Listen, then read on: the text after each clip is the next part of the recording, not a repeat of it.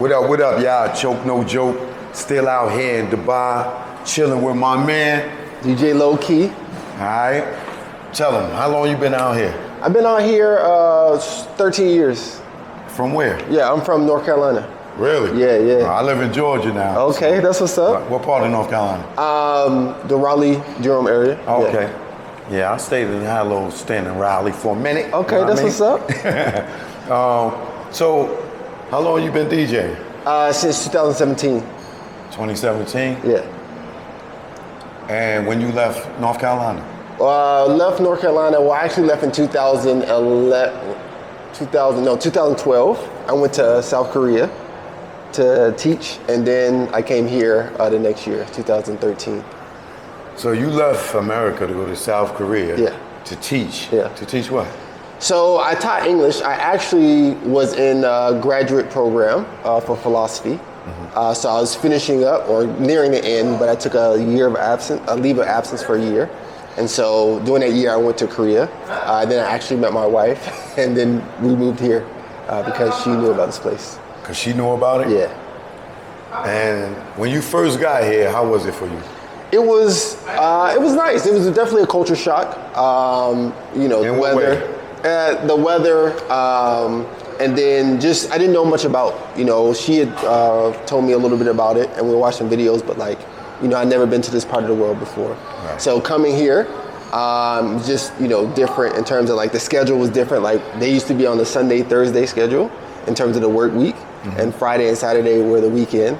We're 8 hours ahead of East Coast time. So that was, talking to my family and things of that nature. And then, trying to get a job, that was obviously a little bit of a difficult process. But once, got our feet from under, our footing, everything's been lovely ever since. What was the difficulty in finding a job? So I had applied to some jobs before I came, but I didn't get any. As a teacher? Yes. Okay. And so my wife was a teacher as well. So she got the job over here, so that's how we got over here. I was able to find work probably right when I got over here. I started working for a high school, but then I started teaching at a business English academy. And then after that, I finished my degree, and then I started teaching at the university I teach for now, which is RIT Dubai, so Rashid Institute of Technology. So they have a satellite campus here, so I teach for them now. All right, cool. Congratulations, man. Thank you. And how's that experience? It's been great.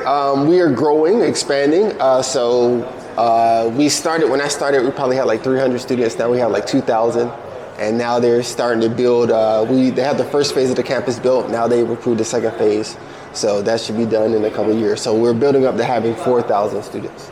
So in North Carolina, you was a teacher? I was in a graduate program at University of North Carolina, Chapel Hill. So I was in the graduate program for philosophy. So I did teach as part of my graduateship, but I didn't start teaching full time. I wasn't a full status professor until I moved here. All right. So when you went to North Korea, how was that? South Korea. Yeah. We can't go in North Korea. No, we can't go in North Korea. So it was dope. It's again a culture shock. Now South Korea is not very diverse, right? The population is 99% Korean.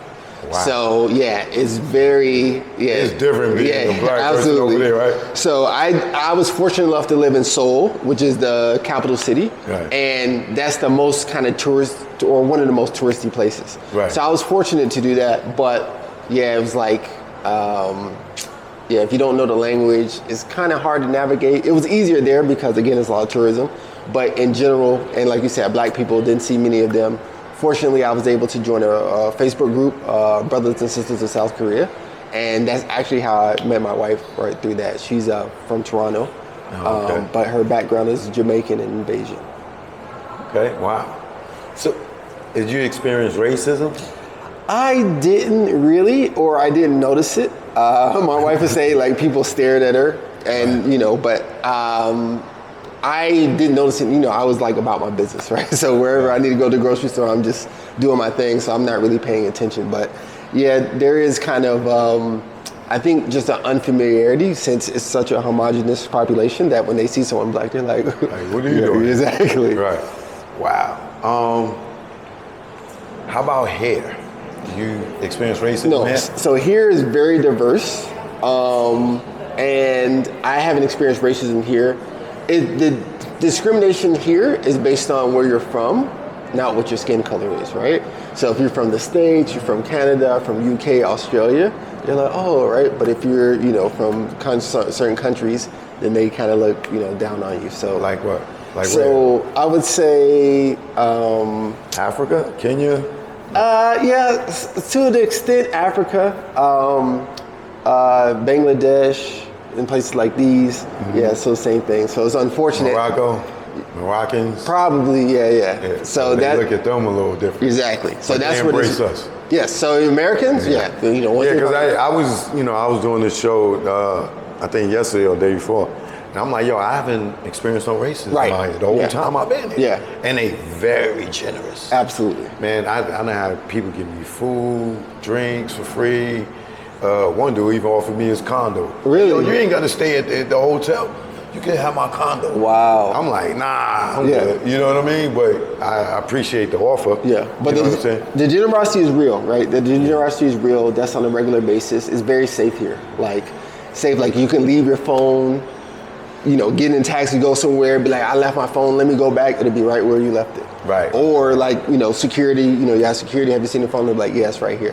So I seen women leave their purse and go to the bathroom. Absolutely. It's like, and not even worry about it. Not even worry about it. Yeah. It's super safe. Every place I went to, nobody got frisked, nobody got searched. Mm-mm. That's a regular thing? Yeah, regular thing. Like, we go to clubs, turn up all night, right. Leave 4 or 5 in the morning, don't be no fights, nobody, nothing. People just having a great time. Yeah, because I experienced that last night. It was like amazing. Like, we went from one spot, we went to the surf club. Okay, yeah, that's a dope experience. Right, went from surf club to the next spot. It was like 13 or 30 was a number. Yeah.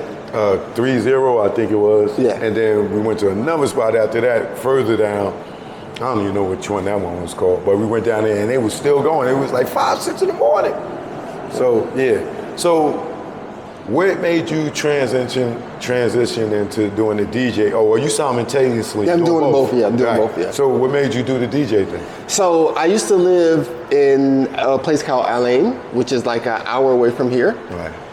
And I had a friend, shout out DJ Twilight, and we, him and his wife were good friends with me and my wife. So we used to go over there, and he had his DJ set up in the back. So I used to go back there with him. And he was like, I'm selling my controller and I'm gonna get a new one. And so my wife was like, you should buy his old controller. I'm like, nah, I'm teaching, like when I'm gonna have time for that. Right? She was like, just get it. And I got it, and then the rest is history, right? So from 2017, you've been DJing out here. That's 8 years. Yeah. What is it like being a DJ out here? It's great. I mean, the one thing that I will say about Dubai that I think is really special for DJing is the community. Right? The community is very close-knit and very generous, and just the same kind of general theme. So Crown Prince, who we were talking about earlier, he's a huge DJ, right? Huge international DJ, right? Accolades and everything. He is someone that's, among others, right, taking me under his wing, taught me, the game and how to get better at it. DJ TJ, Mr. Mystery, DJ Ranger, DJ Coleon, these are huge DJs. And you met them all out here? Yeah, met them all out here. And friendly, just walked right up to them in gigs. Yeah. And we became friends. And then, when they, found out I was DJing, helped me along. So I think that's probably the best thing about DJing in Dubai, just the community, the people that you meet, and the willingness to help you advance. You lost your American accent, right? I'm like, you don't sound like you from North Carolina. You definitely ain't got no Southern accent. Oh, wow. No more. It's gone, brother. That's crazy. Yeah, you get yours is you getting a little. Oh, so they're gonna know when I go back. Oh yeah, they gonna, man, you sounding bougie.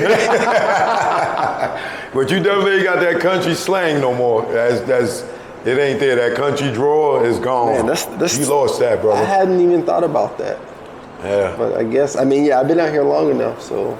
Yeah, it's good. Watch when you go back home. They're going to tell you. When the last time you've been back to the States? So I do go back every summer. Okay. So we go to North Carolina to see my parents and my brother. And then we go to Toronto to see my wife's family. Okay. All right, cool. So What's next for you? So I'm currently, I just got finished DJing at Campai at Spin the Block after brunch event. And then I DJ at Ikigai, which is on the marina, Dubai Marina. Have you been to Marina yet? No. Okay, you got to check that out. Yeah, I will. At an event called R&B Me. I was off tonight, but I'm there every other Saturday. And I have a Twitch stream called The Guest Room. So that's, now it's going to be every Thursday while I'm in the school. It's every other Thursday. Right. But I'm having one, I just had one on Thursday, and I'm having another one. So the guest room is actually at my house, in my guest room, right? That's where my DJ setup is. Right. But, I wanted to create something where I talk to a lot of DJs and they're like, we get tired of playing the same things.